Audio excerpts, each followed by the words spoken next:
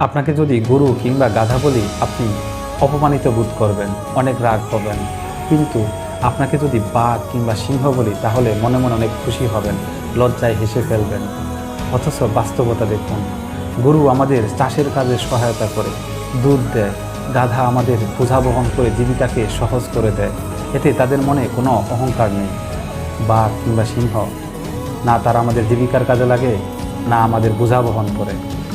তবুও আমরা হিংস্র এবং শক্তিশালী প্রাণীর সাথে তুলনা হতে চাই, কারণ আমাদের সমাজে শান্ত মানুষকে দুর্বল ভাবা হয়, সহ্যশীলতাকে ভীরুতা মনে করা হয়। যে চুপচাপ উপকার করে তার মূল্য কম, যে ভয় দেখায়, শক্তি দেখায়, তার সম্মান সমাজে সবচেয়ে বেশি।